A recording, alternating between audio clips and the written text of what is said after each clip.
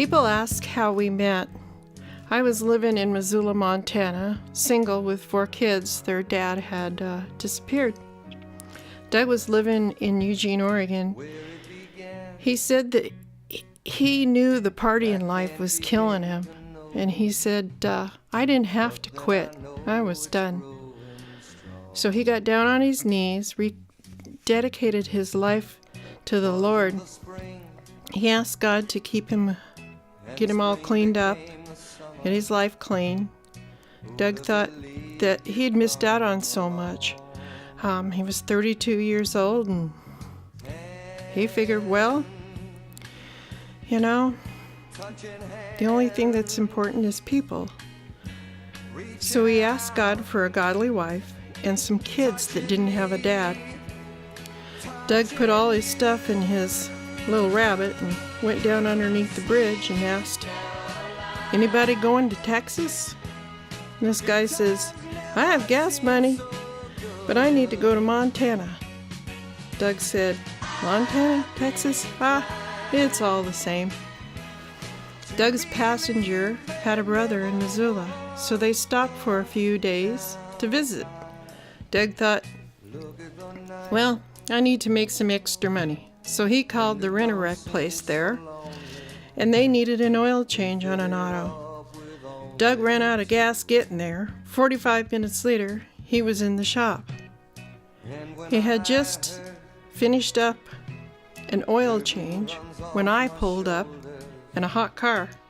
I walked in the shop and I asked, where's the mechanic that used to work here? He didn't know. I went to looking for the phone, and Doug followed me, saying one-liners. One of them was, you want to go country dancing? I'll take you. Well, he didn't, but years later he did. I went to walk out the door, and he said, you're going to walk out that door and I'm never going to see you again.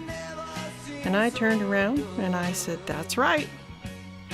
I wasn't dating because I had those kids to protect and I didn't want to hurt them. He said, wait, that's your car? And I said, yep. And you used to work here? Yep.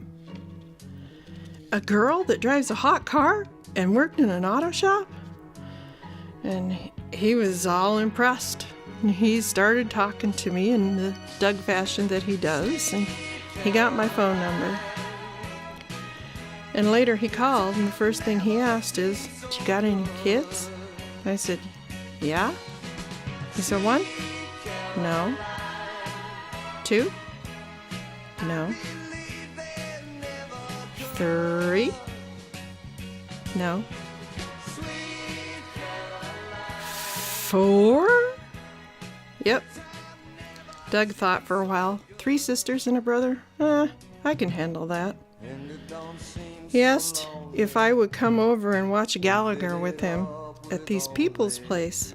And he said their names, and I realized that I knew them. And after this show, we were sitting on the couch, and he started bragging. And I thought, oh man, this was a mistake. And then he looked me square in the eyes and he says, you know why I can do that? So why? He says, because I believe in Jesus Christ as my personal Savior. I said, oh. Doug was bouncing up and down on the couch, just a hollering and a whooping it up. And I sarcastically said to him, well, how does that make you feel? And he said, will you marry me? And I said, no. Yes. But of course, he asked me every day, until I finally said yes, because he was not going to give up. He pursued me hot and heavy. It took him 70 days for him to finally get me married. At one point, he set up his tent in my backyard, and he says, I'm not leaving till you marry me. He would work during the day and then come home and sing to me at night. About September, he said, are you going to leave me out there all winter long? I just laughed at him. I had to make sure this was the right thing to do. So I got on my knees and I asked God for a sign. Number 1, wait to get married.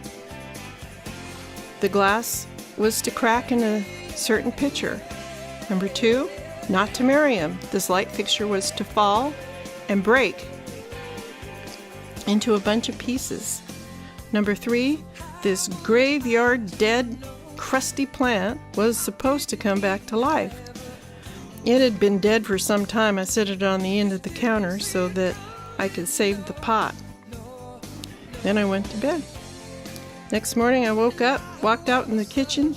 That plant was full and bright green with tons of little red blossoms all over the top of it.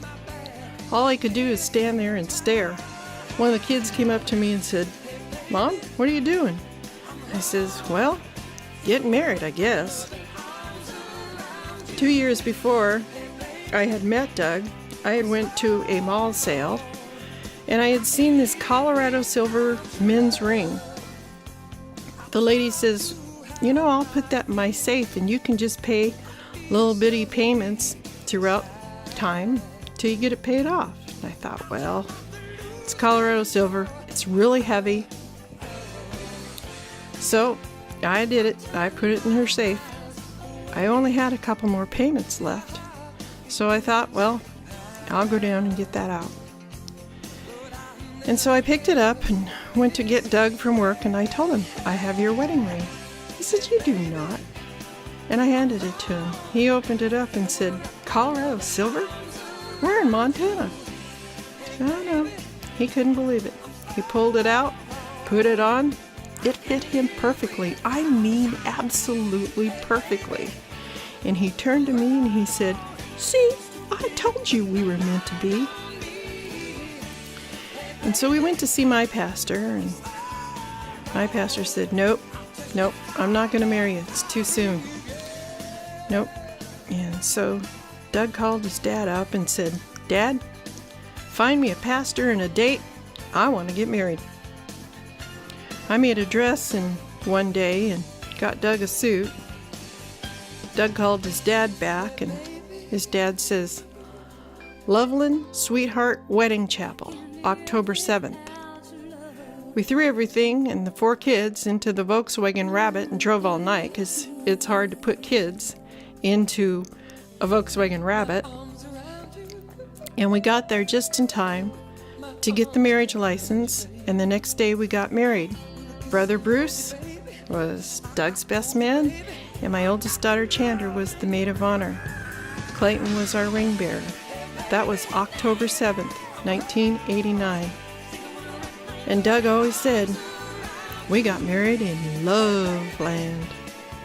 And for 29 years, we were deeply in love.